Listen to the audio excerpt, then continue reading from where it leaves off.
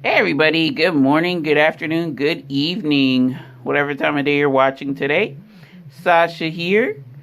It's day 20 for the 24 days of tea, courtesy of David's Tea. It's also Friday. Thank God it's Friday. And folks, without further ado, let me go ahead and unravel to see what the tea of the day is for today. Do. Alright, so right here. Triangular pattern going on here. So day 20. Oh. Shucks, y'all. It's a tea that I've already had. Hot chocolate. It's a Pu'er tea. High caffeine. But yeah, how am I gonna have it? Well, stick around, find out when I have this bad boy brewed up, and y'all can see how I'm gonna try this tea. So don't go anywhere. All right, everyone, and we're back. So I have the tea ready made in the corner, ready to be sipped. But for now, let's go over the details. This will be a little bit quicker than before since I've done this tea already. But, you know, old habits are hard to break, so let me just go through the motions again. So, hot chocolate, rich, fudgy, and indulgent. This is a Pu'er tea from David's Tea, and the ingredients are as follows. Pu'er tea, black tea, cocoa nibs, chocolate chips, chocolate curls, stevia extract, natural and artificial flavoring, and for those that have dietary sensitivities to milk and soy, you want to avoid this as it does contain milk and soy. Now, how did I make this tea, you may ask? Okay, so the tea calls for 1 to 2 perfect spoons. I have some of the hot chocolate, so I use the whole packet. 475 milliliters or 16 fluid ounces of water. I make this concentrated, so it's probably around 10, 12 fluid ounces at best. I heated the water up to 200 degrees Fahrenheit or 95 degrees Celsius. I let the tea steep for 4.5 minutes because the instructions say 4 to 5 minutes, so I just picked the medium and let it steep for there. And it has high caffeine, which is awesome because it's in the morning. I haven't had my breakfast, and I could always use a little bit of caffeine. Okay. So I don't have, since I use the whole packet, I don't have like any tea to show you. Like, I know I bought some hot chocolate Pu'er and it's somewhere in my storage area, but for hot chocolate, you can go to one of my previous videos where I tried it twice, I believe. I tried it twice, and you can see a swash of the tea from there. So, folks, little drum roll, please. Okay, I'm shaking the camera. So I actually made hot chocolate, cold chocolate. Yes, this is hot chocolate tea iced. So this is going to be interesting as, like, you know, who really thinks to have cold hot chocolate. Somebody from Dunkin' Donuts exec boards made frozen hot chocolate, but pretty much in the same breath, you know, this isn't hot chocolate per se, it's cold chocolate, but it's really chocolate Pu'er.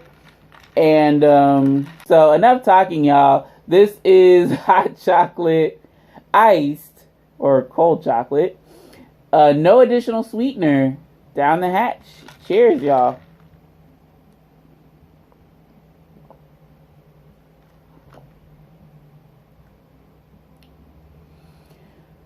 Wow, this reminds me of drinking chocolate flavored black coffee. It really does. It's got this bitter fermentation thanks to the pu'er, and the abundance of chocolate pieces and ingredients, and I think there was flavoring too. Yeah, there's flavoring in here too. So I definitely get the chocolate and the bitterness of the tea. Well, the fermented pu'er tea. Black tea, I think it's to help curb some of that pu'er bitterness, but could be wrong. Excellent coffee substitute, like black coffee substitute. Well, black iced coffee substitute, I suppose. Because, of course, like I said, when David's Tea pre-sweetens their tea blends with stevia or any other type of sweetener, it usually doesn't really translate. It does not taste sweet. It tastes like, I don't want to say just totally bitter chocolate, but it's like bittersweet chocolate and coffee. But we know it's not coffee, it's tea. But yeah, y'all, I think it's a great black coffee substitute, and unfortunately, like, if you want just like a black coffee tasting tea, then you just go with the pu'er tea that's unflavored, and I think that's pretty much within the same breath of your morning drink or your early afternoon drink to help fight the afternoon slump. So folks, with my iced teas, I have to sweeten with stevia, Great Value liquid stevia, because it's iced and I can't do the honey, and I tried that one time and it was a hot mess. But with liquid stevia, a little goes a long way, y'all. So I gave it the little squirt of stevia. It's definitely well incorporated. So here we go. This is hot chocolate iced, or cold chocolate as I like to call it. Now with the helping of stevia. Cheers, y'all.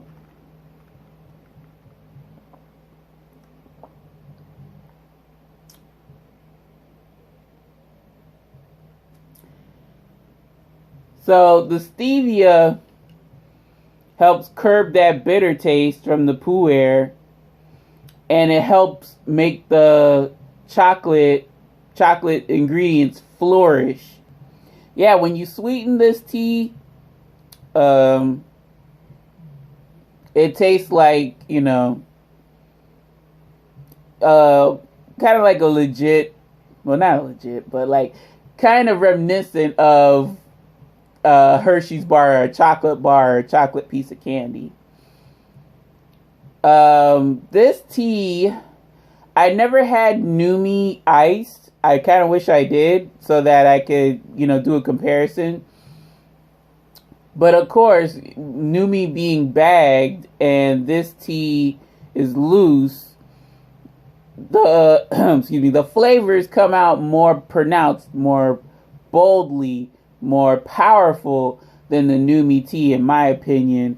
And it's been a while since I had Numi tea, y'all, but I kind of do want the Numi tea. Well, really, when they had their vanilla pu'er, I think it was vanilla bean pu'er or vanilla pu'er, but I think they discontinued that. But yeah, y'all, with this tea and sweetener, I almost feel like I'm drinking coffee with a hint of chocolate, milk chocolate in the mix. Like a squirt of the Hershey syrup or something. Something like that, y'all. Alrighty, so verdict time. In the case of David's Tea's hot chocolate, iced this time, so I lovingly call it cold chocolate. Rich, Fudgy Indulgent. Out of my rating scale of good, okay, bad, first we'll do no additional sweetener. With no additional sweetener, I give this a good, being iced. Like I said, this is a excellent black coffee substitute, especially if you have it iced. Like, a lot of times I like to have my coffee iced. So it's reminiscent of one of my favorite iced coffee drinks in the morning. Like, I have it, like I said, with the sweet, pair it with a sweet meal, or a sweet breakfast item, I should clarify. But I do like the richness of the chocolate. It's still pretty abundant in chocolate ingredients. Yeah, I believe I have some of this, but would I get this again? Of course I would. Yes. It's like a nice coffee substitute, but not really. That makes sense. It's a nice coffee substitute, but we know it's tea. And Pu'er tea pretty much is the coffee substitute tea.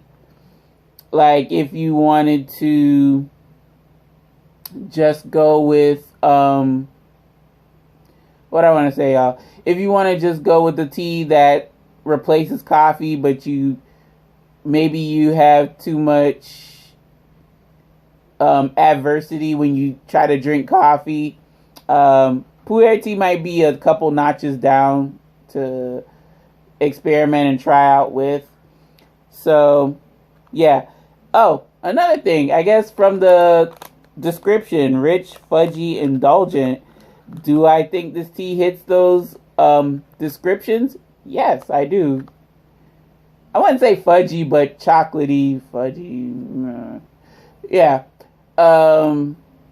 Even iced, it still is pretty indulgent. It's bold, rich, chocolatey. Yes, sure. It checks all three descriptions. And I will say, when you sweeten it now, so going to my verdict, in the case of hot chocolate iced, with the helping of additional sweetener, I'd give it a good. I'd even say great, because it really brings out all those chocolate notes, and it's not bitter. I could see myself enjoying this as a the drink to my protein-laden breakfast. So I like that this tea feels like it can go both ways. When you sweeten it, it can curb all that dense protein that I take in from bacon, eggs, so on and so forth. But when I leave it as is, I don't alter this tea any much. I just have the tea as is. Then, if I have like a muffin or a sweet, like the pancakes or a donut, whatever, then yeah, it's really I like the duality of it. And also, this tea being hot, very good. It does remind me of hot chocolate, a caffeinated hot chocolate at that. And I think I had this as a latte. I had it regular hot and as a latte. And when you have it as a latte, though, it knocks regular... Ooh, excuse me, y'all. It knocks regular hot out the park. Like, no, you kind of have to have it as a latte, because it really is reminiscent of hot chocolate, your typical hot chocolate. It's got that nice creaminess. It's, the chocolate notes, very present, very potent. And you know, like with your typical hot chocolate, it's crying for some milk. Like water doesn't do it justice. Water doesn't do it justice. But if I were to come up on this again, and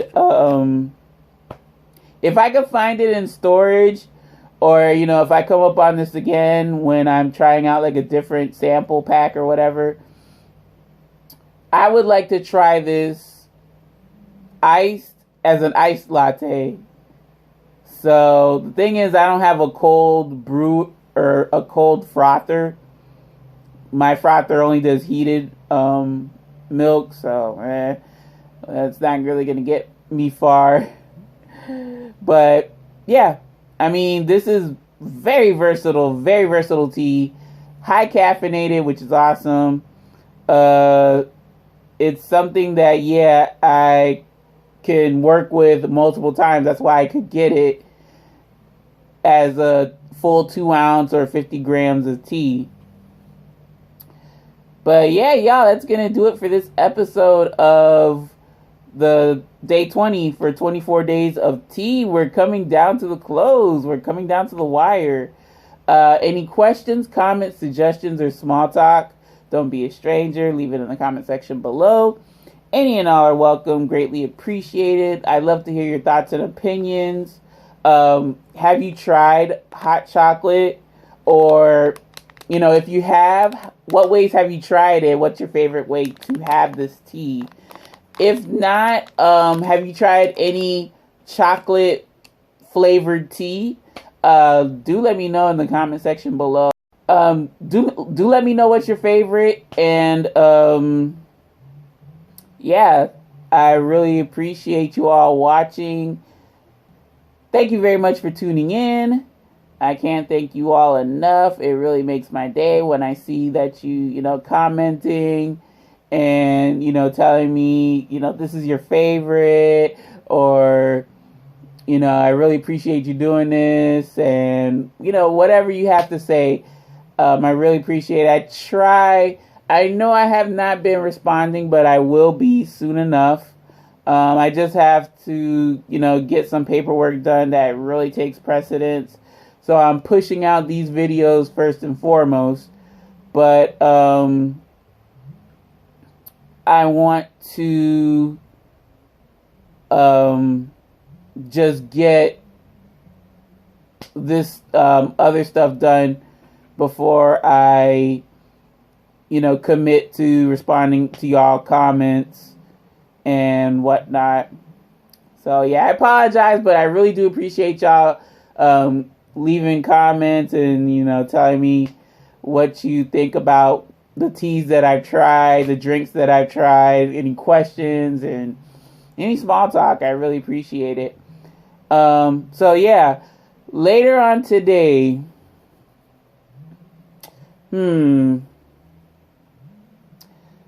so I will probably do a Fridays from Florida, y'all. It won't be a new product. I will admit that it won't be a new product. It'll be a revisiting. But I do want to get this out, and I do want to kind of talk to y'all about Fridays from Florida. So yeah, y'all, there will be a Fridays from Florida later on today. I hope you'll join me for that.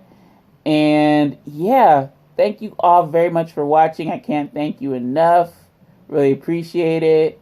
It means a lot to me when you know, comment and tell me, you know, things about the tea and whatnot.